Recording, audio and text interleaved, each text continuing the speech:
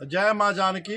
अभी हम सब माँ सीता डोली स्थल पंचपाकर धाम में हैं। जैसा कि सभी लोगों को पता है कि त्रेता युग में भगवान राम और माता जानकी जी का विवाह जनकपुर धाम में हुआ। वहाँ से विवाह के पश्चात चारों भाई, चारों दुल्हन, महाराज दशरथ जी और सभी बाराती का जब अयोध्या धाम आगमन हो रहा था, प्रस्थान हो रहा था, तो जलेश्वर नाथ में पूजा हुई, वाल्मीकिश्वर नाथ में पूजा हुई और जानकी जी और राम जी की डोली यहाँ आई। यह जानकी डोली स्थल बहुत ही महत्वपूर्ण स्थल है।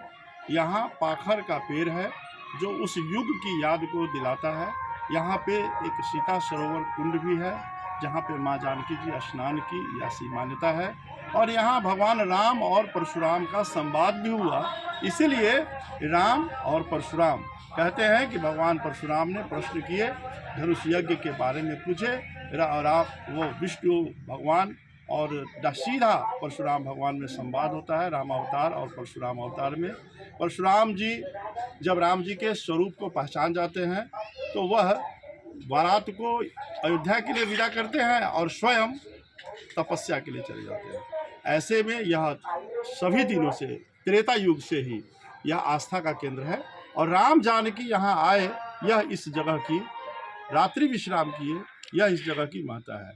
यहाँ किंवदंतियों में है कि बगल का जो बथान था वो बथनाहा था, जहाँ राजा जनक जी का गौशाला था, बहुत बड़ा गौशाला था।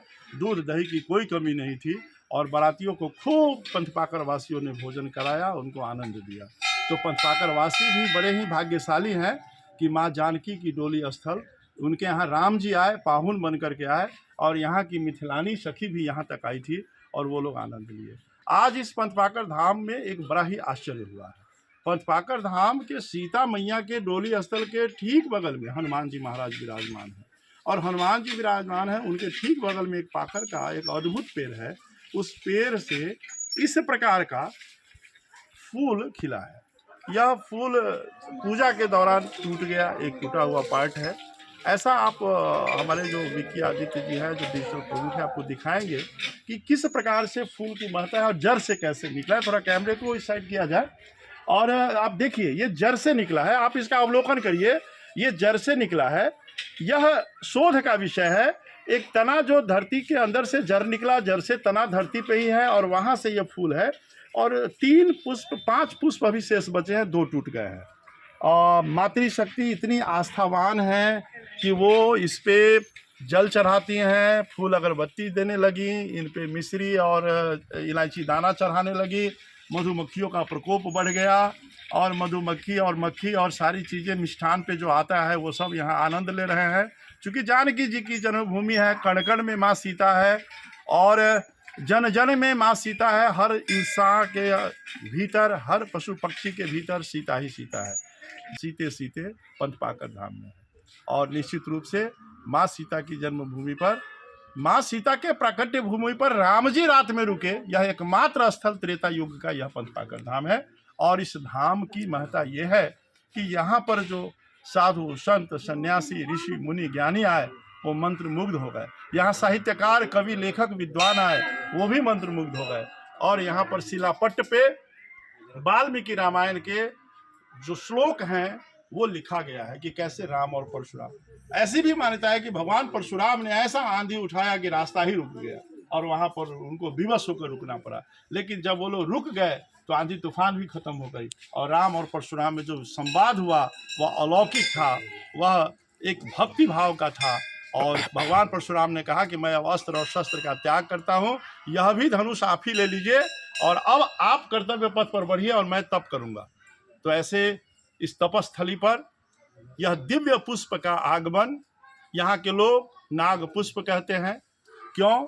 क्योंकि इसकी जो जड़ है आप देखेंगे नीचे से पतले से निकला है और ऊपर जाकर के नाग की तरह इसका फन हो गया ऐसा। तो यह नाग की तरह है। बहुत शोध का विषय है। जिला प्रशासन, वन विभाग, जिसको फॉरेस्ट विभाग बोलते हैं, इनसे विशेष आग्रह है कि यथाशीघ्र पंचपाकर धाम आया जाए। और यह जो पुष्प निकला है, यह जो इसके जड़ से निकला है, इसके लिए शोध का विषय है। इस पे शोध हो और प्रकृति ने ये जो अनुपम उपहार दिया है। लोग इसे जानकी जी का चमत्कार मानते हैं, मैया का आशीर्वाद मानते हैं और पूजा पाठ करते हैं। यही आज के इस जगह की महत्ता है।